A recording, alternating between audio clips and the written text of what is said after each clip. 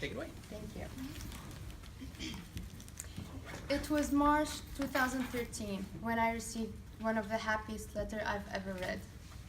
It was a life-changing letter. It started with a sentence that said, "It's our honor to offer you admission to Monmouth College next fall 2013. It was life-changing because I knew what I'm going to do educationally for the next several years. And it wasn't clear because of the war of my country. So I started packing my bags. I started saying goodbye for my family and friends in Syria. And I had a small conversation with my grandma. And she was asking me about my expectations and my plans in Monmouth. And she asked me, so what gonna be your major? And I answered her with a big smile in my face, psychology. And she said, oh great, then they're gonna teach you how to read minds. I said, okay, thank you, I'm gonna miss you, Grandma. I took that airplane and I came to Monmouth and I started my psych classes. And most of the psych professors, while we were in class and whenever a research idea come up to the environment, they would advise us to write it down. They said, you're gonna need it when you get to the senior point. And I took that advice seriously. And I used to leave space in my notebook to write all these research ideas. Time flows, and I reached that point, and I'm senior now. And I started my senior research class. And I luckily went back to that notebook and find all these good ideas. And they inspired me to pick up the research I did today.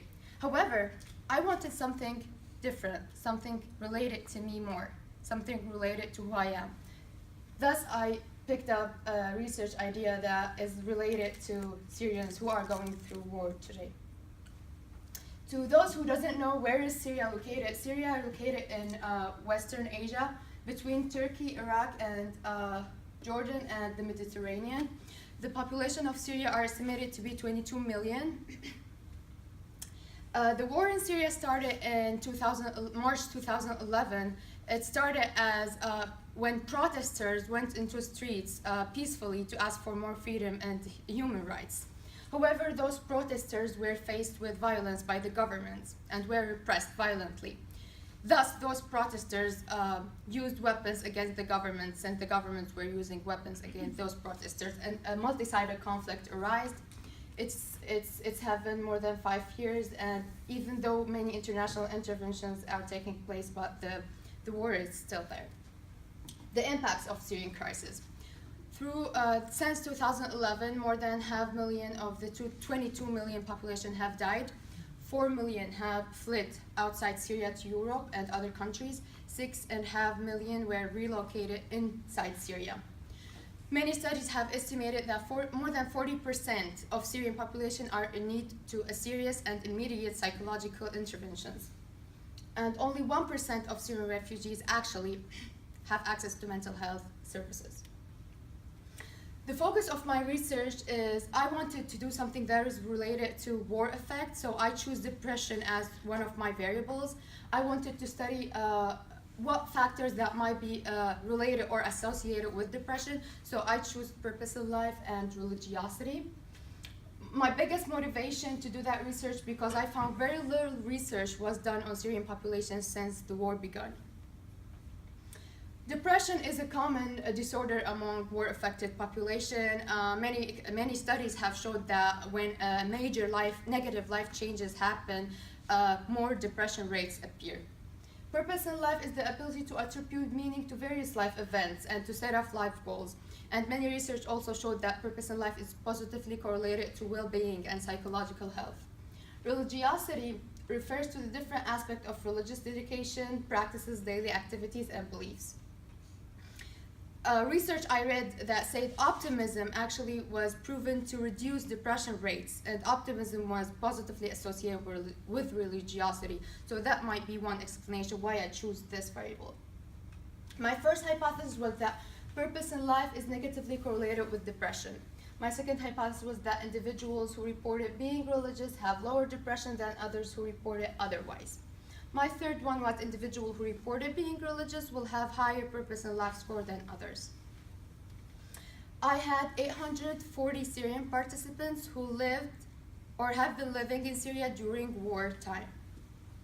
47 of them were males, 53 were females. I had different religious affiliation. I had Muslims, seculars, atheists, Christians, and others.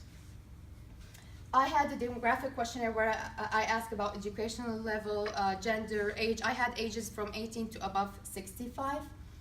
And I asked also about religious affiliation and religiosity degree and all that.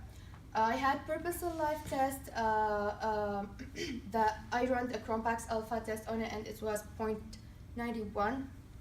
So it's kind of a high reliability. I had a PEG depression inventory for depression score, and the Cronbach's alpha score was 0.87. I made up a combat exposure questions at the end of the survey. All my questionnaires were as an online survey form through Google Forms. I spread them out through multimedia applications. The survey was in Arabic, so I brought all the questionnaires, translate them, and spread them out. The survey estimated to take from 5 to 7 minutes.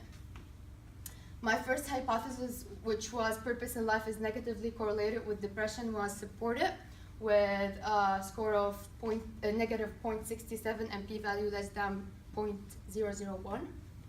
My second hypothesis was that individuals who reported being religious will have lower depression score than those who reported otherwise. I run a one-way ANOVA between groups test, and this hypothesis was supported with 21.15 and p-value less than 0.001. What this hypothesis is saying, so I use this question to measure reliability, and those are the depression scores. So my hypothesis was that people who answer yes to this question gonna have lower depression score than other groups, and this was significantly correct. My third and last hypothesis was that individuals who reported being religious would have higher purpose in life than others who don't. I run also a one-way ANOVA test between groups. This hypothesis was supported. The score was 34.42 with p-value less than 0.001. Also, it's the same question to measure religiosity, and I hypothesized that group number 1 will score higher on purpose in life than other groups, and this was significantly correct. Conclusion, depression was negatively correlated to purpose in life. When purpose in life is high, depression tend to go low. People who consider themselves religious had reported lower depression scores than other groups, and at the same time they scored higher in purpose in life than others. For future, if I had the chance to do this research again, I would add locus of control as another variable. I would also would like to do a further research about PTSD among this population. The population I did for my current research was people who have internet access, who could do the survey. However, there is a population who are the refugee camp population, who are considered the poorest among refugees, who didn't have the money to relocate in different countries. So they are in refugee camps in the border of Syria, in Turkey, Lebanon, and Jordan.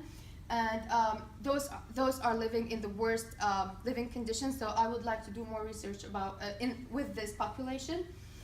Last thing, my research could give me a relationship between my variables, but could not give me a cause-effect relationship. So I didn't know if religiosity is what's causing people to have lower depression and higher purpose in life. So I would like to do an experiment to know, is it religiosity itself, or is it something that come with it, like optimism or social support or moral beliefs. So although these findings are not hypothesized at the beginning, but I find it interesting to mention it. Just to remember, I had 840 participants. 50% of those participants report feeling of sadness and depression. 70% feel worried and anxious about the future. 60% say they are not enjoying life anymore. 80% report feeling of guilt and regret. 23% report thinking of suicide, or they're going to attempt suicide when it's available. 80% report that they were eyewitness of traumatic events. 40% report being arrested, tortured, or threatened. And 63% lost a family member or a friend because of the war. I want to thank Dr. Larson for helping me doing this research. I want to thank Dr. Blake Nelson for helping me analyzing the huge data I had. I want to thank Dr. Ahmad for helping me doing this research. I want to thank the chair of the department and all the professors. And I want to thank my parents for all their sacrifices, because without them, I won't be here today. And today, there's only 2 days that separate me from my graduation. So I can now call my grandma to tell her, you know what, I learned much more important stuff than just reading minds. Thank you.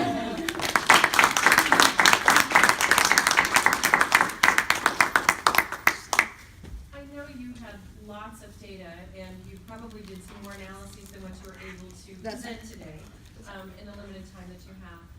I was wondering if you looked at potential relationships or correlations between exposure to combat and depression, or exposure to combat and purpose in life. Did you happen to have a chance to look at those, or do you have any ideas of what you might find there? So I had the data ready, but I left them for when I want to extend this research and add more hypotheses. But I have the questionnaires ready where it's measured like how bad you were exposed to combat exposure, and I would link them with purpose in life. I think, well, it's gonna, like, combat exposure gonna be positively related to depression. This is my first hypothesis would be. I don't know though about purpose in life, because surprisingly, one of the things that I found but not mentioned in my research, people who relocated outside Syria have more depression and less purpose in life than people who are still inside Syria. Wait, you say that again. People who relocate outside Syria have more depression and less purpose in life than people who are currently still there. And I don't know, like, the direction of this relationship. Is it that people who are still in Syria, like, their high purpose in life is what making them stay there? Or is it a different variable factor? Yes. Do you think the aspect that they're leaving Syria, leaving their family still in that turmoil, is what makes that? Absolutely, this is one of the factors, leaving family behind, economic decline. You know, when they have to relocate in Germany, for example, or Sweden, it's a different cultural language. They have to do like transfer their credits or their college or something to work there. So there is many other stuff that they are facing other than people who are still in Syria. I noticed, I was shocked by the 80% that said that they have guilt and regret. Do you have any thoughts on where that guilt and regret stem from, or have you thought about doing any other research on that? So I had like 40% who are still in Syria and 60% who relocated, but they were there during the war. So one of the my ideas for the portion who left Syria, they regret leaving family behind, they regret leaving homes, they regret, they feel guilty that they are living in safer places than their loved ones. For the people inside Syria, well, because of the big life-changing style, like a decision, they had to take decisions. For example, people who located inside Syria, they took decisions to go to another town or leave job, or so all of these decisions can leave a regret or guilt, or so there might be different factors so why they are feeling that way. Yes. Do you have any thoughts about gender differences and Yes. depression and purpose of life? Yes, so an interesting study I found about depression and gender in Syria before the war, was in 2008, before the war. Women rate higher depression than men. However, in this study and after the war, there was no study about gender differences and depression in Syria after the war. Men were significantly having higher depression than women in Syria, and women were having significantly higher purpose in life. Do you have any ideas why they might be feeling that way? Yes, I would have some explanation in my mind, but I have to go and find if it's true. One of the explanations is that the culture, men have fear to be forced from the government to go to the army, so they are fearing of staying in Syria. In addition, there is more financial responsibilities on men in Syria than it's on women, partly, and so it's about what responsibilities in that culture are we having on men than women. So for me, it does make sense. When I discovered that men are having more depression, for me, it does make sense. Okay, yeah, one Yeah. quick question.